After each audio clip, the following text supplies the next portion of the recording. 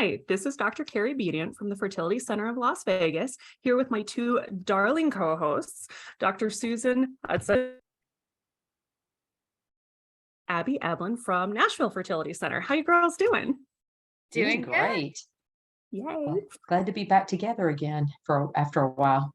I know it's been a couple weeks, and this Yeah. week we're joined by Melissa Connelly, who is an LGBTQ content creator, and who spends a lot of time focusing on her journey to building her family. And her Instagram handle is at Missy Halle, MISSYHALLE.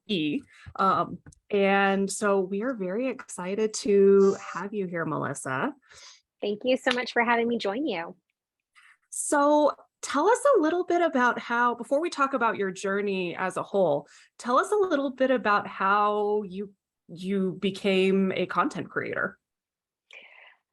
So like very many people in the world, I had, an Instagram and a Facebook primarily used to keep in touch with friends, family, and loved ones. And fast forward to 2020 and a pandemic, I was suddenly working from home and missing interacting with people and seeing faces. And so I lock an introvert in a room long enough by herself and she'll figure out a way to make new friends. And so I changed my platform to public and started sharing the story of how my wife and I won a free wedding. It's not like wow. you'll ever hear that phrase again, but we won a free wedding, and I wanted to share the journey. Yeah. How do you? Tell us how we win a wedding. So there was an incredible nonprofit called Ray of Love. It still exists, that was giving away a wedding, and I happened to have come across the website that said, Northeast Ohio wedding giveaway. While we were flying back from a business trip. And I was like, oh my goodness, we're engaged. I would love to win a free wedding. And I entered. You could either enter via essay or video. I sent in a video. And out of 78 other entrants, my wife and I were chosen to win a free wedding. And so a huge blessing. It was amazing. The nonprofit had teamed up with a bunch of wedding vendors who each donated their services to create one dream wedding for a couple. And so I wanted to share the journey and show some love to the vendors that partnered together to make our day perfect. And people really became invested in our story leading up to our wedding. And before you knew it, what was originally a very limited platform based off of only people that I personally knew, over the last year and a half, coming up on 2 years, it's grown to 30,000 people that have been with myself and my wife through our wedding, through our fertility journey, and now who are celebrating with us now that we've had our daughter, Breslin, who was born just over 2 weeks ago. That is so awesome. Yeah, thank you. Was the planning the wedding journey? I mean, I'm just thinking about, granted, it's been 10 years now, but planning our wedding, it was just a mess of phone calls and emails. And this is before texting was really huge. And so it was all just get to kind of show up and it was like, poof, it happens. Yeah. Like, did you have to plan anything?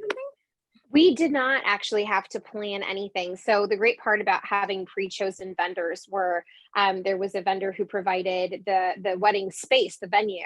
There was someone who provided the cake. We still got to do the cake tasting and pick our own flavors and what the cake looked like. But a lot of those things were already in the works. So we didn't have to research, who's the best person for cakes, who's the great person for invitations. That was taken off of our plates. So we really got to enjoy the process of having, creative license to make our dreams come to life. So it was a really great experience, one that I don't think either of us will ever forget.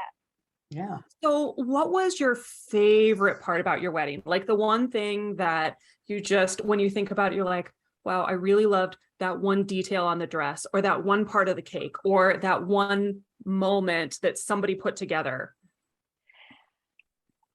It's so difficult to just choose one. I feel like when you're so in awe of the gift that was given, each part of it, I think, stands out as something that's incredibly memorable. I will say that the space that we had our ceremony at outside. It was an outdoor park. It was Colby Park in Wickliffe, Ohio. And it had a fountain that had steps that led up to it where it had two different entrances. So my wife and I got to enter on two different sides of the park, walk towards each other, meet in the middle, and go up the stairs together to join our lives. And that was really, really beautiful. It was exquisite. We had an uncharacteristically sunny weekend in Cleveland, Ohio. Cleveland, the sun does not shine, and this whole weekend was 83 degrees, not a cloud in the sky for the entirety of the weekend. So I think that just for Ohio. I know, right? So it was perfection. So I have a question then. So after you got married, is that when you kind of started doing, no, you said, I guess before you got married is when you started doing the Instagram thing. And so what kind of was the trigger thing that really made your Instagram kind of blow up? Because I mean, you said you had 30,000 followers, which is really impressive. I think we got married in September, and by the end of the year, I had already hit 10,000. And mind you, I started at around about 500. So I think leading up to the wedding, I kept seeing the numbers increase just as we were sharing, what we were up to and pictures, and people were so excited for us and the dress reveal. And, we were writing our own vows. And then I saw that number spike after we got married because everyone wanted to see the pictures, and you have that visibility for, a same-sex couple. You've got the diversity because I'm Black, my wife is Korean American. And so I think that there's that whole element of visibility that isn't very frequently seen online, and people really connected with that. That's awesome. Oh, cool. Yay. Thank you. All right. So we are going to do question of the week, and then we'll talk a little bit more about your journey. So Susan, what do you have? Okay, so our question this week is, hi, my husband and I are both 21 and have had 5 early losses, all before 6.5 weeks. After the third loss, I was diagnosed via surgery with moderate endometriosis, but unfortunately, my doctor didn't remove any of it because he decided he didn't feel comfortable removing that much. I'm now seeing a fertility doctor, and he doesn't want to put my body through surgery again. He's telling me to just keep trying, which isn't working. All my tests are normal. It's been 17 months since my first loss, with trying for about 14 out of 17 months. When should I see another opinion? Is IVF my next option? I feel so lost. Wow, that's a lot to go through. I mean, And she's a baby. I know. Oh. Well, it's kind of interesting because on the one hand, she's talking about recurrent pregnancy loss, and then on the other hand, she's talking about endometriosis. And a lot of times those don't necessarily go hand in hand. Typically, there's a lot of other things that you would check for recurrent pregnancy loss. And so, I think if somebody hasn't done it yet, probably she needs to have a workup for recurrent pregnancy loss to make sure there's not some sort of genetic. I mean, that's sort of the thing that jumps at the front of my mind is there some sort of genetic thing like a translocation where a piece of one chromosome switches places with another chromosome? Some people say that's the first test you should do for recurrent pregnancy loss, and some people say it's the last because it's so expensive. But if you do that test and you find out that you carry that translocation, then absolutely IVF would kind of be your next step. But I think there's a whole workup for recurrent pregnancy loss, and I think that's really where I would start first, is talk to your doctor about maybe doing that first. Yeah, and the basic parts of a recurrent pregnancy loss evaluation are going to be chromosomes on both partners, checking for antiphospholipid antibody syndrome, checking for thyroid dysfunction, making sure prolactin levels normal. And then sometimes people add on kind of the basic fertility evaluation because sometimes diminished ovarian reserve and things like that could actually be contributing factors. But those things I mentioned are going to be kind of the high points of what you really should take a look at. And I would kind of agree with your docs on how the endo component of that has played out. Like the fact that your surgeon recognized from the beginning, I am not the right doc to take this out, is very helpful. And I think in a lot of cases, your REI is also appropriate in saying, look, doing another surgery is not necessarily going to help. I was able to hear a lecture by one of the really foremost speakers on endometriosis this past weekend, and he was really commenting on how the stage of endometriosis doesn't necessarily impact what happens next, both with respect to pain and fertility, and that taking it out, it's going to recur within the next 2 years generally anyway. And so you have to be really mindful of that when you make the decision to go to surgery. And so doing more surgery is not necessarily going to help you get where you want to be. And so I agree with the other two that doing an RPL workup for recurrent pregnancy loss makes a lot of sense in this case. All right. Perfect. So, Melissa, tell us, now that we know how you got married and the circumstances behind that, which are pretty fabulous in and of their own. Yeah, that's awesome. Tell us a little bit about your discussion with your wife as you were leading up to, okay, we want to start our family. How do we get there? Like, what were the initial discussions that you guys had? What were the strong opinions and what were the, well, crap, we don't know, we better figure it out? My wife and I were on the same page in regards to growing our family. We both knew that we wanted children.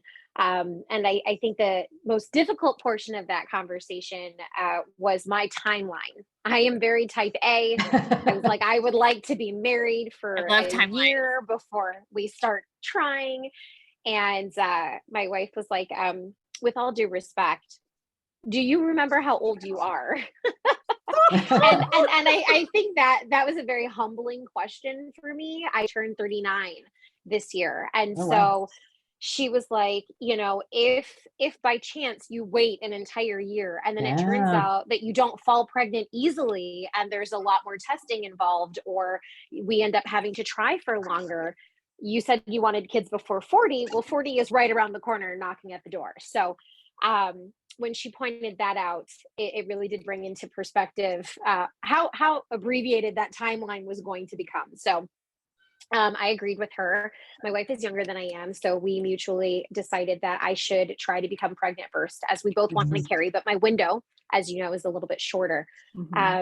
So at the end of 2021, I was like, okay, January, we're going to start. And COVID was obviously still a thing. So we ended up not beginning our search until March. So in March, we decided to go with the medical facility we were, both currently using for general healthcare practitioners. They also had a fertility program there. And so I went to go get the testing done to begin our journey with IUI. Okay.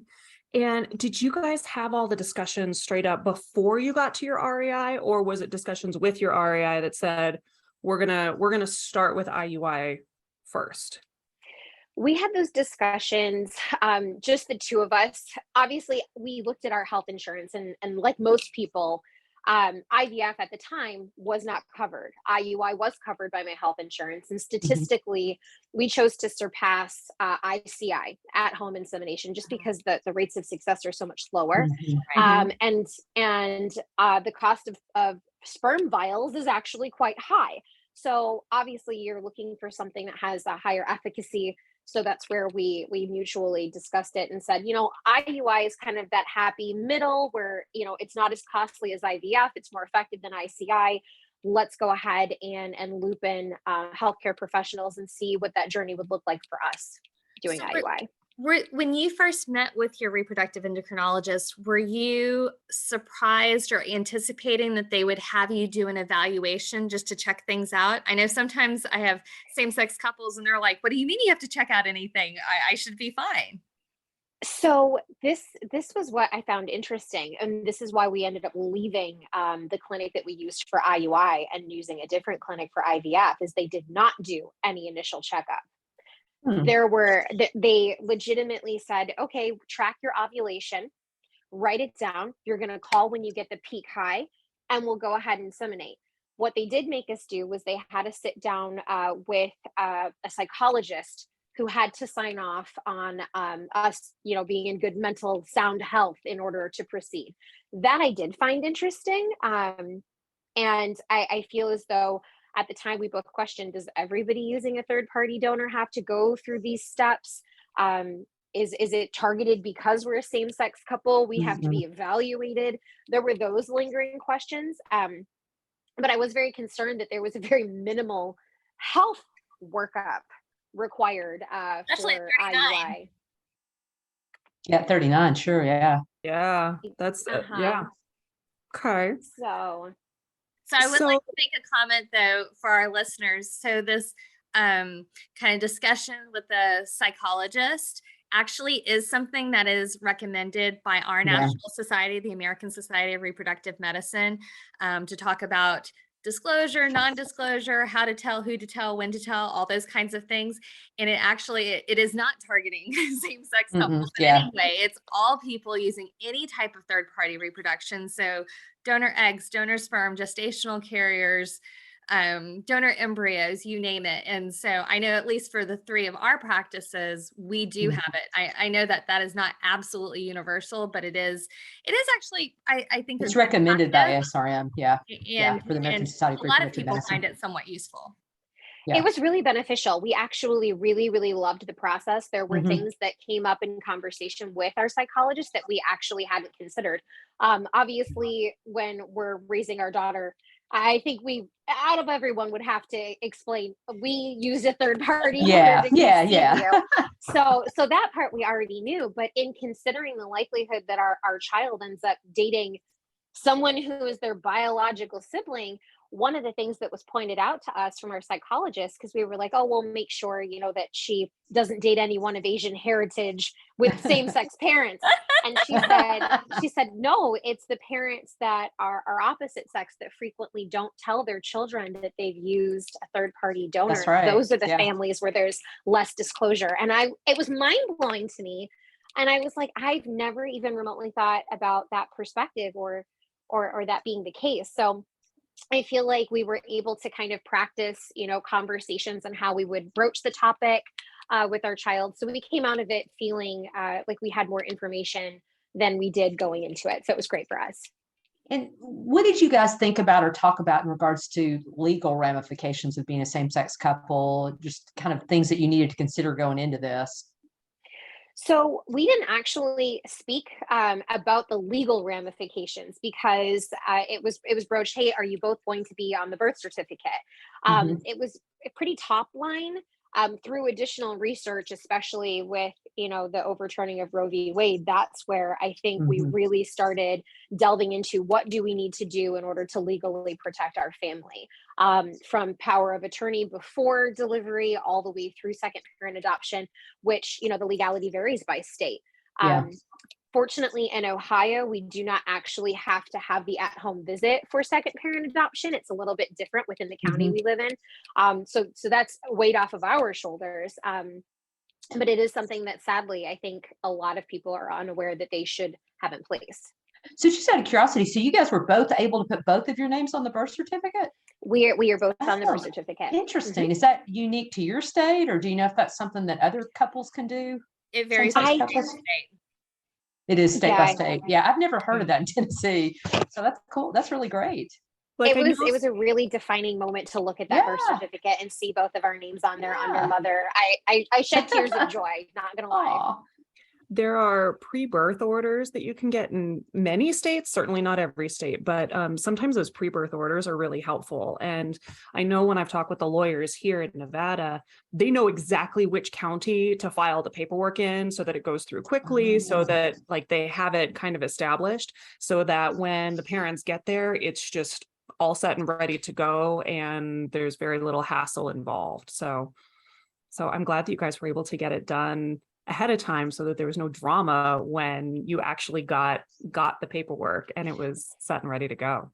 And can you talk a little bit more to Melissa about kind of what you guys did after your child was born, after your daughter was born? Or so after our daughter was born, we went ahead and we met with our attorney to finalize the paperwork that we had started before I got sent to the hospital the same day. Last minute. We had put into motion, power of attorney, a living will, all of those things before I went into labor. And we had gotten the paperwork that referred to our child as unborn, offspring of, and we had gotten that done. It wasn't filed yet. So when our daughter was born, we went back to the attorney, signed all of the relevant paperwork. In our state, we did need the birth certificate in order to get the second parent adoption paperwork filed. Luckily, I got that within 10 days. I went, downtown to go get the birth certificate, which was really speedy, according to my attorney. And so I was up and out of the house. So she is in the process of actually filing that. It should not be that lengthy of a process, but we do have all of our paperwork with the exception of the second parent adoption finalized. So, and I think that's an important thing to kind of understand when you're in same-sex relationships is that laws that protect same-sex marriage do not transfer to parentage. Like that's a whole different legal ballgame.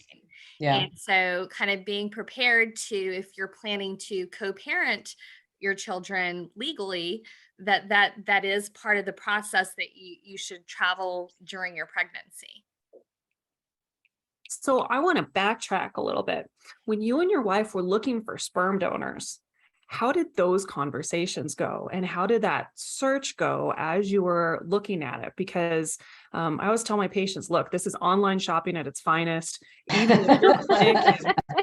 Even if your clinic is right next door to the sperm bank, you're probably never going to set foot there because everything is done online. And so the discussions are frequently like, look, get your favorite beverage, sit down with your computer with your significant other and go online shopping. And did you ever consider a known donor?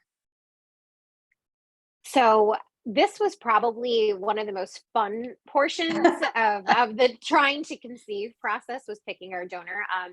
So we used exactly. We used California Cryobank, who we felt had a very large selection. And so when we sat down, we did grab a beverage of choice, sat down with a laptop, and my wife and I are an interracial couple. So I'm Black, my wife is Korean American, and we wanted our child to be a reflection of both of our ethnicities. So number one, when we sat down, opened up the entire website, and we started by narrowing the donor down to someone who was Korean. From there, we switched to education.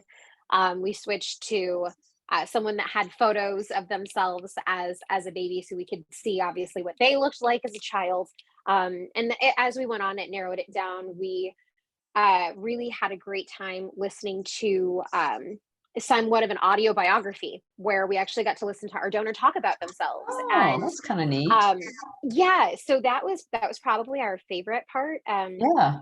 Was our donor was speaking about his relationship with his family, and he's a firefighter and felt a call to serve and went backpacking across the United States for a summer. And there were a lot of similarities to my wife in that aspect. She went backpacking halfway across the US, and she's a nurse, so she also feels that altruistic call to serve. So there were a lot of similarities that we loved. Nice. And we had the expanded medical history, which was really, really important. So I have sickle cell trait. Mm-hmm. Typically, people that are predominantly Asian do tend to have hemoglobin issues. And so if you take sickle cell trait and you combine it with somebody who has any bloodborne diseases, you can end up with a child who's fatally anemic. So we wanted to make sure that we chose someone who had the extended background check done. And so we were able to factor out any of those concerns. And so we ended up choosing a donor that we both felt really, really comfortable with. We felt as though if we were to have met him, it would be somebody we could see ourselves being friends with. So it was a great journey, the two of us really sitting down and narrowing that down. So I have a question. Because you were looking for someone with Korean heritage and that type of thing, I know that I've had a lot of patients in the past who've kind of struggled when they're looking for more ethnically diverse donors. What was your experience? So my wife is half Korean and half Irish. And so originally we were like, let's see if we can find someone who's Korean and Irish. Did not work. So we were like, okay, you gotta pick. We're either gonna go exactly way too specific. And so we had the conversation, which part of your ethnicity do you feel is more important for you to have reflected in our child? Yeah. And for her, her father has passed and her mother is Korean. Her brother's very Korean presenting. And so she was like, I would love it if our child could see themselves reflected back in the family that they're surrounded by. So I think that made the decision a little bit easier for us to really come to terms with it. The fact that we couldn't find the perfect blend, but we did find a blend that worked for our family. So when you were having those discussions, because you said that you want ultimately for both of you to carry, had you guys had the discussion from the beginning saying, okay, we're going to do one sperm donor and then a separate sperm donor so that each child is fully reflective of both moms? Because some women will decide, look, we want our children to be full to be Oh, half sis. siblings from the same donor. And so it's always interesting to me to watch who wants separate donors and who wants the same donors. Like, was that discussion easily throughout the process? So that's a discussion I feel like we still circle back on and touch base on for two very specific reasons. So we were trying to make a pros and cons list for choosing the same donor for both of our children versus choosing different donors. And our one concern for choosing different donors was, what happens if one donor, because we chose a donor that our children have the option to contact at 18 and have some sort of a relationship with. And we had that plan regardless of what donor we chose. That's one of the things that we wanted. So my concern was, what happens if one child's donor is very, very welcoming at 18 and has a great fostered relationship, and the other child is not as fortunate? What kind of animosity does that build between siblings? On the other end, if we decided to choose the same donor, which obviously we've used the Korean donor, what kind of animosity could you have between siblings if one of them presents as Black and Asian, one presents entirely as Asian, and how they navigate through the world and have the world interact with them? What is that? Do they still have a shared experience as how they go through life? Or is there possibly animosity there because they have a very different, I guess, different relationship with others based off of visual perception? And so we felt it was more important for us that they had a shared experience as how they navigate through the world, as how they relate to both of us. So we're planning on using two different donors as opposed to the same. That's fascinating. Did you guys at any point ever think about using a known donor, somebody that you guys both knew and were good friends with? Or So no, we didn't. I don't think that either of us happened to have had very close relationships with anyone who fell within the ethnic demographic that we were looking for. It's easier said than done. Our closest friends, sadly, are neither Korean nor Black. So I was like, well, there you have it. Doesn't work. It would have been great to be able to do that. But I think that also brings into question, how do you communicate with your child on the role that person plays genetically and as they grow up? Do you disclose that information? Is it just an uncle? So we just went with somebody that is anonymous, but at the same time having the ability to be known at 18. Yeah, I think a lot of times for patients, or some patients will come into it thinking, oh, it'd be great to use our good friend as a donor. And then when they realize all the different things that they have to do, it's just a lot more involved and tends to be a lot more expensive. And a lot of people decide that's just not a great route to go overall. So I have a question about your actual fertility journey. So we know you did IUI and you ended up getting pregnant with IVF. And so I was wondering if you could share a little bit about that, because I know that it's often challenging coming in being like, okay, all I need is sperm. And it may not always turn out that way. And so can you kind of describe how you navigated your journey? So as I said, we started with IUI. And I do think that there was a part of me that thought, we've got sperm, bing, bang, boom, I'll be pregnant. And that is not, in fact, the way that it worked out. So, IUI number one was, even though statistically that the odds are not in your favor, it was still a crushing blow to sit there, take the test, and not see the two lines. And so, you recoup, you take a moment to grieve, and then you try again. And the second time that we tried also was unsuccessful. And again, it was a little heartbreaking, because at that point I had every pregnancy symptom that you could possibly have. And we were so convinced. And yeah, unfortunately, I got my period and we were not pregnant. So with that said, that was March and April. And I didn't feel like they had done enough testing. And I was like, I just wish that they would do more testing. So I was in the process of requesting, additional tests through the fertility. Well, it was the healthcare system. It was a hospital system that we were using. And my company announced in May that they were changing the fertility coverage. They had added fertility coverage to our existing health insurance. And it was going into effect June 1st, and it would cover IVF. And I wish I could explain to you the overwhelming joy, relief, and just downright glee at finding that out. And so I started doing my research on actual fertility clinics, not hospital systems with fertility services. And I came across Reproductive Gynecology and Infertility of Ohio. That's who we ended up using. And Dr. David Nash was amazing. I read all of the reviews and was calling to see who had, the least gap in appointment scheduling, because obviously we wanted to start the process sooner rather than later. And we ended up having our consultation on June 4th. So that tells you how prompt I was. The coverage started on the 1st. We went on the 4th. And we sat down and time to get the insurance processed. Yes, absolutely. I was like, allow, 72 hours before I go in. And so we went in, and more or less he went ahead and he took a look at my medical records and was like, okay, based off of what you've had done, what are your goals? What would you like from, your fertility journey? Would you like more than one child? And I just felt like he asked a lot of questions. We jumped right into, testing that day. I felt as though I was heard. And that's what really kicked off our IVF journey.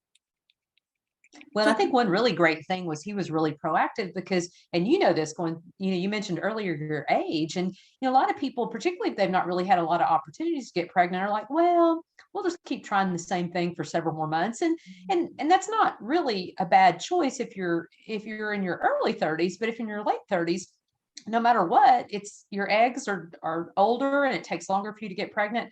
And IVF is the quickest route to pregnancy, for anybody. So I think that's great that he was really proactive and talked to you about it. I think it's great that you were really proactive and sought that out, actually. I was so glad that I made that decision, to be honest. And he was very, very, the thing that I loved about Dr. Nash was he was very blunt, if you will. I'm somebody who doesn't need things to be sugarcoated. I just want to know statistically what are the best odds, where do we stand the biggest chance? And he was like, you could go the route with medicated IUI, or we could go IVF. And I'm not sure, whether you want to try medicated IUI first. And I said, does it or does it not increase the odds of multiples? Because I've heard that it does. And he said, yes, it does slightly. And I said, nix that, we're doing IVF. I was like, I would like one child at a time.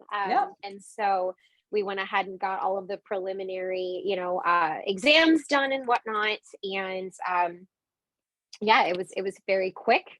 I'm not going to say it was easy. Shooting yourself in the bum with PIO shots is never easy.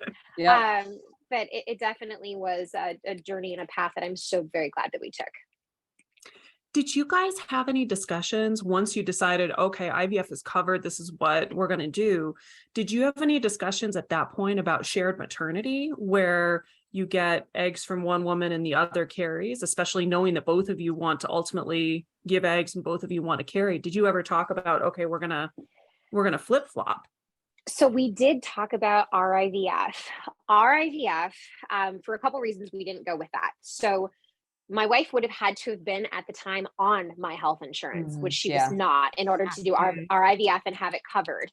And because we had already gotten married and there was no change in life circumstances, I could not add her at the mid-year point. So we would have had to pay out of pocket for it. Second, my wife is a nurse and she was travel nursing at the time. So she was not in the state. And you have to go to the doctor every 2 days to have like blood work done and checking on hormones and whatnot. So at the time, it just wasn't feasible for multiple reasons for us to try RIVF. And so we ended up just doing IVF. Very cool. So were you able to go through and, like you said, not that it's ever easy, but was it fairly straightforward in terms of retrieval and then transfer? Did you need to go through multiple iterations of anything to get to your end goal of a healthy pregnancy? It was actually very, very straightforward. Again, my doctor was very blunt and very factual. So we went through, I was on all of the fertility medications. We retrieved 14 eggs, which I was thrilled that we had that many. Fabulous. That's fabulous. It was wonderful. That's wonderful. Yeah. That's what we thought. And I still do, except for that number dropped dramatically. It went from 14 to 2. And Yeah, normally the numbers, reduce. I was expecting by about 50%. So to go from 14 to 2 that fertilized properly and matured, and then we ended up with 1 blastocyst, 1. How many did you have fertilized on day 1 out of the 14? We had 2. You only had 2 fertilized out of the 14? Mm-hmm. Yeah, that's a big drop. Wow. But having one normal, Huge drop. one normal is pretty normal though. I mean, that's great at 39 that you had one that was normal ultimately. But yeah, huge drop on the first day. And so, I had that conversation with Dr. Nash. He said, would you like to try another retrieval? And I said, let's go ahead and do the PGA testing to see if it's, a genetically normal embryo. And it came back genetically normal. So I was celebrating, was so excited. And then we sat down and had, a very upfront conversation about options from that point. He was like, you have 1 embryo, and I know that you want to throw everything in the kitchen sink to make it as successful as possible. There is a test called the ERA test, endometrial receptivity assessment, I believe it stands for. He was like, am I saying that you need this? No. Am I saying that it's going to improve your chances? It might. But my question to you is, if you don't do the test and it doesn't work, are you always going to regret the fact that you didn't do it? And to me, I was like, I would be in loathing central. I was like, I don't need to be that harsh on myself. So, let's go ahead and do the test. So that pushed our timeline back a month to do the mock cycle. The assessment came back. Everything was all systems go. We didn't need to alter the progesterone or the timing. And, the condition of my endometrium was fantastic. So we went ahead and we did the transfer. Waited 10 days. I knew before the 10-day blood test that I was pregnant, but it worked. The one embryo that could, as we like to call our daughter. So that's great. I was so excited. That's awesome. You had a beautiful journey. Yes, a fantastic journey. Yeah, that is so beautifully straightforward, and it sounds like it wasn't, not that it was easy like you said, but it wasn't overly traumatic as you were going through it. I mean, it sounds like a very typical journey of many couples going through this. Was there anything, as you're looking back on it now, that strikes you as this was a lot easier than, or this part was a lot easier than what I anticipated? Yes, it definitely was. I think the one thing that stands out when I hear people talk about IVF is that IVF does not guarantee you pregnancy, and it does not guarantee you a baby. And I know a lot of people that have done IVF that ended up having to do more than 1 round. I have good friends that are currently in the IVF process. And so I tried to keep in mind, the statistics and the fact that it's not promised. And so we went in hopeful, but we're trying to manage our expectations. So for me, when I look back, I'm just grateful that we only had to do the 1 round, and that we had success on the first time. I'm so very grateful. What is That's something awesome. you wish you would have known then that you know now? That you have to do the PIO shots all the way to week 10 of pregnancy. That's what I wish I had known. I mean, those But would it have shots changed anything though? Would it have changed anything? No, it would not have changed anything. But I remember, when we did the transfer, being like, yes, I'm done with shots. And Dr. Nash was like, no. You're not. I remember being taken down a peg or 2. I was like, oh, my poor butt. But it was worth every shot, every single shot. That's awesome. So fabulous. Thank you so much, Melissa. We are so grateful that you came on and you talked to us, and that you shared your story. And I'm so happy for you that it worked out relatively smoothly, all things considered, and that that you had such a lovely journey. And I hope you're getting a little bit of sleep right now, knowing you have a 2-week-old at home. Like, I'm sending you all the sleep vibes. May she sleep, may she eat easily, may she poop the first time without drama, like all of the happy mom thoughts. No Her colic. digestive system is working well, no colic, and she's now Great. sleeping in 3-hour gaps. So I'm really living the charmed life over here. So thank you for all of the well wishes. I appreciate it. Well, great. Thank you so very much for hanging out with us today and really telling us all about your journey. We are grateful for that. So, and to our audience, thank you for listening. Be sure to tune in next week for more. Be sure to subscribe, leave us a review on iTunes. We'd love to hear from you. We're on Instagram, we're on Facebook. So hop on by, leave us a like or a follow and say hi. And you can also visit us on fertilitydocs.uncensored.com to submit specific questions that you have about fertility. All questions will be answered on the podcast anonymously for the Ask the Doc segment, so don't hold back. We also would love to hear episode ideas, so let us know what you want to hear. As always, this podcast is intended for entertainment and is not a substitute for medical advice from your own physician. All right, we'll talk to you all soon. Bye. Bye.